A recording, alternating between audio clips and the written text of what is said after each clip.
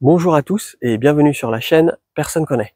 Dans cette vidéo, je vais essayer de vous démontrer qu'il est possible de manger des fruits gratuitement, et ça quasiment toute l'année, des fruits qui soient bio, sans pesticides, et que vous habitiez à la campagne, que vous habitiez en ville, que vous habitiez en maison ou que vous habitiez en appartement. C'est-à-dire que même toi qui regardes la vidéo, tu vas pouvoir te fournir gratuitement en fruits et ça quasiment toute l'année.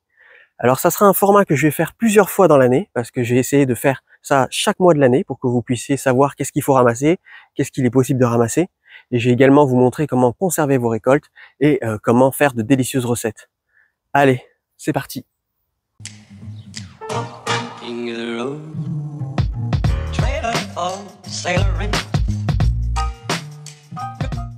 Du coup, actuellement, nous sommes dans la Cube bordelaise. En fait, nous sommes dans un endroit qui est accessible via le tramway. Pas besoin de prendre un bus qui nous amène à Perpète-les-Chenocques. Et du coup, je vais vous montrer que même en habitant dans une grande ville, il est possible de se fournir en fruits. Et ça, c'est vachement intéressant.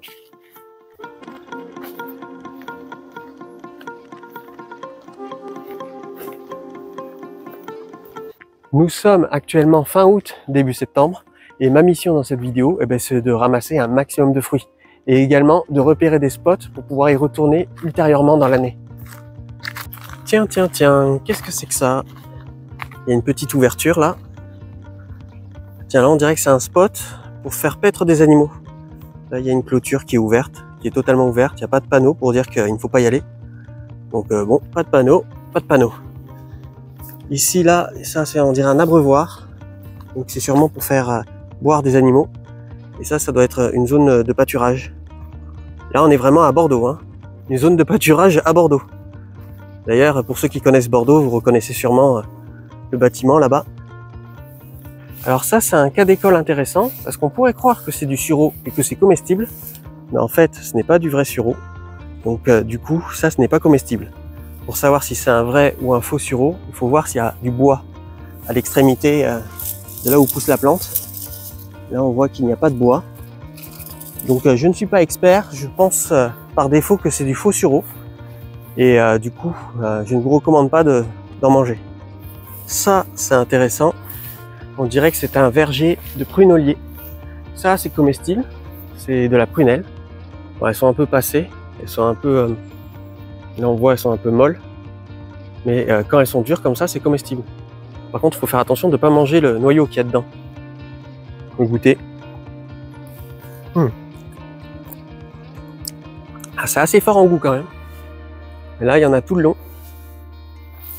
La prunelle, ça peut être intéressant si jamais vous voulez faire des sirops ou si jamais vous voulez faire de la confiture. La cueillette sauvage, c'est vraiment quelque chose de très sympa.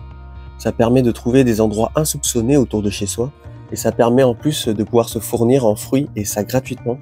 Et ça une bonne partie de l'année. Et c'est en faisant des balades comme ça avec ma mère qu'elle a réussi à me transmettre le goût de la nature et de la vie. Si vous avez des enfants ou des petits-enfants, ou même faire ça seul, ça permet un peu de se retrouver et ça permet en plus de récupérer un peu de pouvoir d'achat. Bon, vous avez vu, il est un peu tard dans la journée, c'est fait exprès, parce que j'aimerais bien qu'on aille voir le coucher de soleil sur la Garonne ensemble, sur un point élevé du parc. Je pense que ça serait assez sympa. Ah, là j'ai trouvé un spot. Alors ça, c'est un églantier. Et les fruits, ce sont des cynorrhodons et c'est comestible. Alors c'est comestible uniquement après les premières gelées. En fait, c'est ça qui se mange. Et du coup, il faut attendre qu'il y ait les premières gelées pour pouvoir les manger. Ça s'appelle aussi gratte-cul, parce qu'on peut faire du poêle à gratter avec ce qu'il y a à l'intérieur. Du coup, je reviendrai ici sûrement courant décembre, janvier. Là, je pense qu'il y aura les premières gelées sur Bordeaux. On se croirait vraiment pas à Bordeaux, c'est dingue. Bon, je vais pas m'éterniser ici. Je vais essayer surtout de repérer les arbres, voir ce qu'il y a. Genre ces arbres-là. Ça m'a l'air d'être un arbre de la famille des pruniers. Donc je pense que je vais revenir ici quand ça sera la saison des prunes. Et ça sera l'occasion de faire un très gros stock. Bon, je sais pas si j'ai le droit d'être ici, donc on va mettre les voiles. Mais je retiens l'endroit. C'est vraiment très sympa. Si jamais je veux faire de prochains tournages, ça peut être très cool.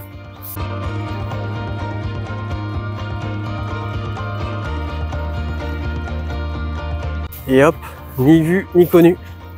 Là, c'est dingue que c'est seulement un petit trou qui donne accès à tout ça. C'est vraiment juste une petite ouverture. Parce que si on regarde de l'extérieur, là c'est plutôt la forêt profonde. Et là, il y a juste un tout petit trou pour pouvoir y avoir accès. Bon, si je me dépêche pas, je sens que je vais rater le coucher de soleil. Et là, ça serait vraiment bête. Surtout que j'ai repéré sur la carte un point qui est vachement en hauteur. Et là, ça serait vraiment très beau. Donc, faut que je me grouille.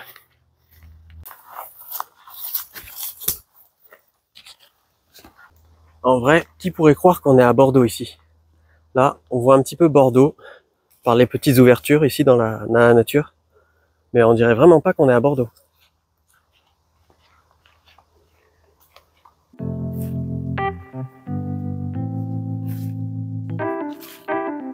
Là, je sais pas si on voit, mais ça monte très haut. Très très haut. Donc, je sais pas comment on peut avoir accès à tout là-haut. Ça serait vraiment top pour avoir une vue magnifique sur le coucher de soleil. Sympa cette petite balade ensemble. Là, le bruit du vent avec les feuilles d'arbres, c'est vraiment très agréable. Regardez, on arrive à un coin dégagé. Ça, c'est pas mal pour avoir une vue d'ensemble. Bon, je pense que les gens qui connaissent Bordeaux vont tout de suite situer vers où je me trouve. Là, on peut pas faire plus bordelais.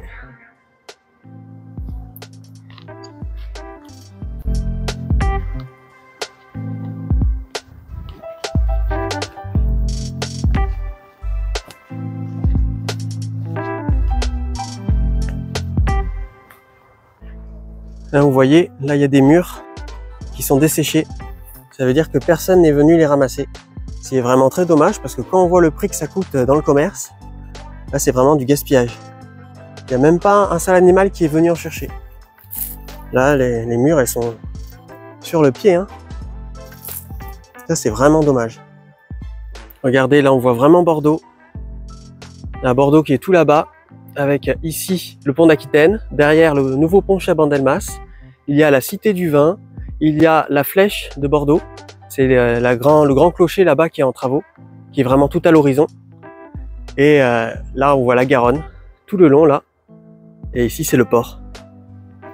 Et de l'autre côté, là, c'est le Sauvage, de chez Sauvage. Il y a la nature, la biodiversité. Comme quoi, les deux peuvent coexister en réalité. C'est juste que si on arrêtait de tout bétonner et de construire partout, eh ben, ça permettrait qu'il y ait plus d'espace pour la nature. Je voulais faire cette série de vidéos parce que je trouvais dommage qu'il y ait autant de fruits comme ça qui soient abandonnés, qui soient délaissés, alors que ça pourrait vraiment être utile pour beaucoup de monde. Parce que par exemple là, c'est juste une petite balade tranquille, c'est très agréable, on peut la faire n'importe quand, et en même temps on peut ramasser de délicieux fruits. Et quand on voit le prix des fruits dans le commerce, bah, franchement ça fait toute la différence. Bon allez, c'est fini Bordeaux, on retourne dans la nature. Là, on s'enfonce dans les profondeurs de la jungle. Et là, on dirait qu'il y a un petit coin intéressant. Il y a moyen de trouver des choses intéressantes. Oh, regardez ce que j'ai trouvé.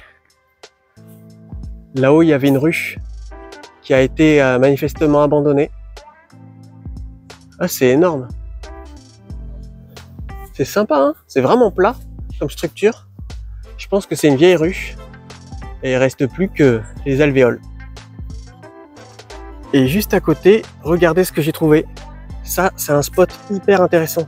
Parce que ça, c'est un pommier. Là, on les voit, les pommes, là-haut. Du coup, là, je pourrais faire le plein de pommes. Donc là, pour l'instant, j'ai repéré sur tous les spots. Et après, je reviendrai ici pour récolter. Parce que sinon, je vais me trimballer un énorme stock de pommes. Alors, quand on récolte, c'est important de ne pas tout récolter. Parce qu'il est possible qu'on ne soit pas le seul sur les environs à vouloir récolter. Et donc, c'est important d'en laisser pour les autres. Et également pour la vie sauvage. Là, on dirait que toutes les pommes en bas ont été récoltées. Donc, je suis pas le seul à avoir repéré ce pommier. Il reste plus que les pommes qui sont en hauteur. Si vous n'êtes pas un adepte de la cueillette sauvage, il y a forcément au moins un fruit que vous avez tous récolté au moins une fois dans votre vie. C'est celui-ci. C'est les mûres. Et ça, dans le commerce, ça coûte hyper cher. Et alors qu'on peut en trouver partout et à profusion. Surtout que là, c'est la meilleure période de l'année. Donc là, je pense que je vais faire mon stock. Alors pour récolter tout ça, je suis bien entendu pas venu les mains vides. j'ai ramené avec moi un cabas et une passoire. Ça, c'est vraiment l'idéal pour les murs, parce que les contenants en plastique, en fait, les murs ont tendance à s'éclater contre, alors qu'une passoire, normalement, ça limite. Après, elle est pas terrible, mais bon, ça fera l'affaire. Je vous avoue, les murs, j'en ai déjà ramassé des tonnes cette année. Donc là, ce qui m'intéresserait le plus, en fait, c'est surtout les pommes. Parce que ça, les pommes, on peut les conserver tout l'hiver. Après, les murs, en fait, ce que je fais pour pouvoir les conserver, ben, je les mets dans le congélateur, tel quel. Je les mets dans des sacs de congélation. Et je mets tout ça dans le congélateur. Et après, de temps en temps, quand je me fais un yaourt nature ou quand je veux faire une recette, eh ben, je décongèle les murs. Et je peux en avoir comme ça toute l'année.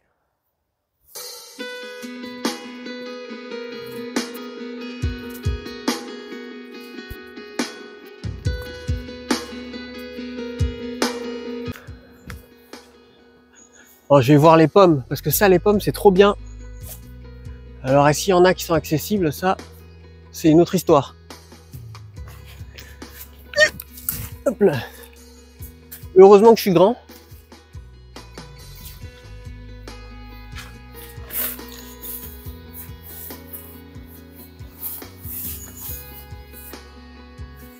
Vous êtes sur un trépied, je pense que je vais utiliser le trépied pour pouvoir les récolter. Parce que là, elles sont vraiment trop hautes, à moins que je monte dans l'arbre.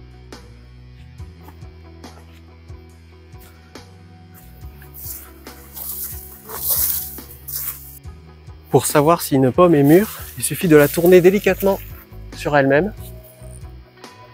Hop, et voilà, elle m'est tombée dans les mains. Donc ça signifie qu'elle est bien mûre. Si vous voulez conserver vos pommes pendant tout l'hiver, il faut faire attention qu'elles ne soient pas gâtées comme ça. Parce que là, si elles sont gâtées comme ça, il vaut mieux la consommer tout de suite. Ou dans les jours qui suivent. Oh, c'est super bon. Un peu dur quand même. J'ai récupéré le trépied de la caméra et je l'ai transformé en attrape-pomme. Hop.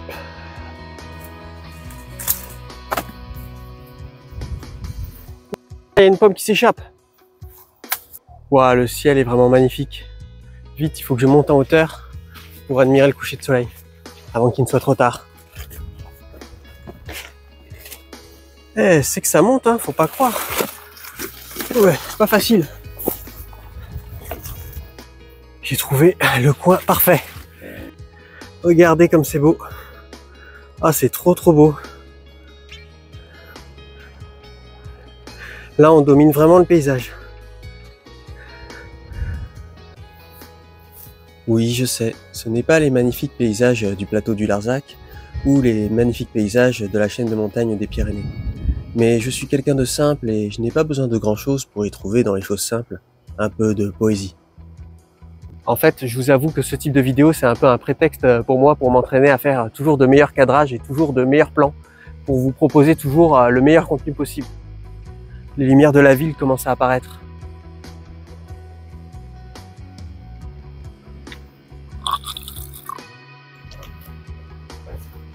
Faut que je vous avoue un truc, en vérité, c'est rare que je fasse ça dans la vraie vie. Là, je fais juste ça pour vous, mais là, en ce moment, je sors pas trop de chez moi. Je m'occupe surtout du potager. Et puis quand je sors, en fait, comme ça, dans le sauvage, pour faire de la cueillette, je fais seulement la cueillette et après, je me carapate vite chez moi. Et c'est dommage parce que, franchement, quand on voit tout ça, là, les lumières de la ville, je sais pas si vous arrivez à voir, mais tout là-bas, il y a la grande roue qui est allumée. Enfin, je crois que c'est une grande roue, en tout cas, ça y ressemble. Eh, mais vous êtes là, ça va? Eh, franchement, franchement, on est bien. On est très bien. Mais, ah, il y a une course-poursuite.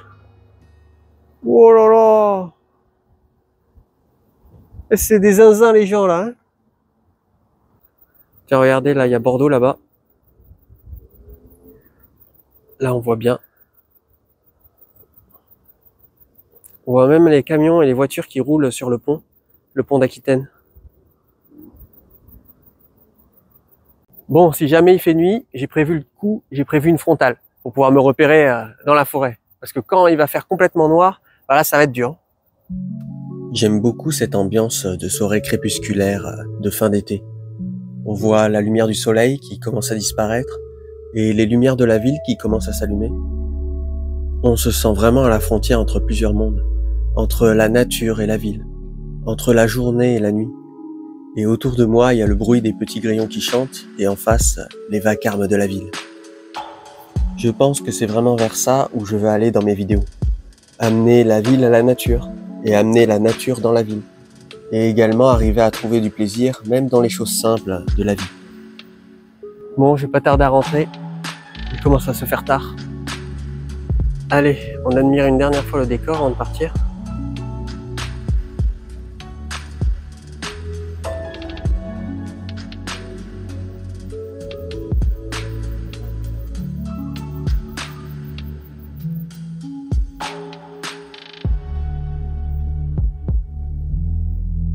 Rappelez-moi la prochaine fois de partir plus tôt. Oh, regardez comme c'est beau. On retourne dans la nature. Bon, faut pas que je me casse la gueule. Ouah, là on dirait pas, mais ça descend à pic. Dans l'obscurité, parce que ça rend pas super à la caméra, mais en réalité il fait beaucoup plus sombre que ça. C'est beaucoup plus dur de se déplacer. Et quand même, c'était bien, hein. Oh, franchement, c'était top. J'ai bien aimé. Ce qui est bien, c'est que j'ai pu faire des jolis plans. Et ça, je pourrais les réutiliser parce que j'aimerais bien faire une bande-annonce pour annoncer la chaîne. Une genre de bande-annonce pour expliquer un peu ce que je fais sur ma chaîne et tout ça. Je trouve que ça serait vraiment sympa. Parce que c'est vraiment ce qui me manque en vrai. Un beau truc, un beau décor. Faut vraiment que je m'entraîne parce que je suis encore débutant là-dedans. C'est la première fois que je fais tout ça. Je vous rappelle que j'existais pas il y a 6 mois, 6-7 mois, j'existais pas sur YouTube. J'avais une autre chaîne avant où j'affrontais des CRS dans des manifs de gilets jaunes. Mais bon, vous vous doutez que vu que les gilets jaunes c'est fini, ben, la chaîne aussi du coup. Peut-être que je vous la partagerai cette chaîne YouTube. Mais pour l'instant, bon, elle va rester secrète. Bon là encore ça va, il y a les lueurs du soir. Et encore pour vous, c'est beaucoup plus lumineux que pour moi. Mais j'ai peur que je vais avoir besoin de la lampe frontale à un moment. Ce que je vais essayer de faire, je vais essayer de tout faire sans la lampe frontale. Et si vraiment j'ai pas le choix, j'ai pas le choix. Hein. Bon là, le chemin il est tout droit. Je sais pas si vous le voyez. C'est, je le vois presque autant que vous, je pense. Alors regardez, il y a un peu de lumière là, mais là le chemin, là. Je vois quasiment rien en fait. Bon, la seule chose que je peux vous filmer, que vous pouvez voir, c'est le ciel. Mais en vérité, le chemin, on voit rien. Là, les feuilles des arbres. J'entends plein de petits animaux qui se réveillent. Petits grillons. Le coin à pommes, c'est quand même un coin qui est intéressant. C'est un endroit à retenir pour les prochaines fois. Là, j'y suis allé un peu tard, il y avait quelqu'un qui avait déjà récolté, j'ai l'impression. J'entends des bruits en face de moi. Ça va finir en film d'horreur, j'ai l'impression. C'est peut-être une bête. Parce qu'un humain, il ne verrait rien non plus. C'est peut-être une bête.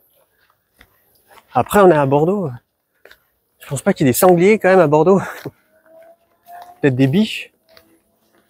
Non, je pense pas qu'il y ait des biches non plus. En vrai, on est vraiment dans la ville, quoi. Enfin, on est dans la cube. Là, pour qu'il y ait un animal qui vienne jusqu'ici et pour qu'il survive. Oh, regardez, c'était le coin où on était tout à l'heure. Vas-y, je vais y faire un petit tour. Wow, le ciel. Petite ambiance. J'ai réussi à traverser la forêt profonde. Nickel.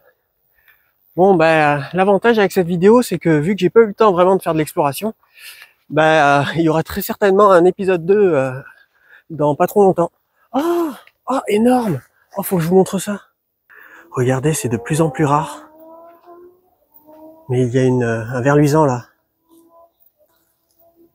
Voilà, si je sortais plus souvent, j'aurais plus souvent des choses comme ça. Avant, quand j'étais jeune, il y en avait plein. Mais là, à cause de la pollution lumineuse, ils disparaissent petit à petit parce que vu que la lumière leur fait concurrence pour la reproduction, ils n'arrivent plus à se reproduire. Regardez, c'est vraiment la petite lumière dans la nuit, quoi.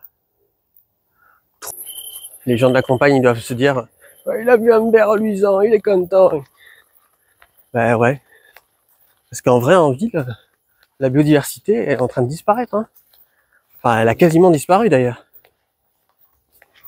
Bon, note pour plus tard, pour l'épisode suivant, je tâcherai de partir plus tôt pour faire un peu plus d'exploration. Parce que là, j'ai l'impression d'avoir trouvé un bon coin. Donc je pense qu'en explorant bien, il y a moyen de trouver des très bons spots où on peut trouver à manger pour une bonne partie de l'année. Pour conserver les pommes et pouvoir en manger tout l'hiver, ce que je fais, c'est que je les mets dans une cagette en bois. Je mets bien entendu que les pommes qui sont en très bon état. Les autres, je les consomme le plus rapidement possible. Et je dispose les pommes sur un papier cartonné en veillant à ce qu'elles ne se touchent pas entre elles. Et je range la cagette dans une pièce fraîche de la maison ou dans le garage s'il y fait assez frais. Et je vérifie régulièrement qu'aucune pomme ne se mette à pourrir. Et si jamais il y en a une qui se met à pourrir, ben je la retire le plus rapidement possible. Pour conserver les mûres, ce que je fais, c'est que je les rince et après je les mets à l'intérieur d'un sac de congélation. Je mets le tout bien entendu au congélateur et ainsi je peux profiter des mûres pendant toute l'année jusqu'à la prochaine récolte. Un grand merci à ceux qui soutiennent la chaîne financièrement via le Tipeee et également ceux qui soutiennent la chaîne via le bouton rejoindre. J'espère que ce nouveau format vous a plu. S'il vous a plu, n'hésitez pas à liker la vidéo et n'hésitez pas non plus à me donner votre avis dans les commentaires. Et je vous dis à la prochaine pour de futurs contenus. Allez, salut!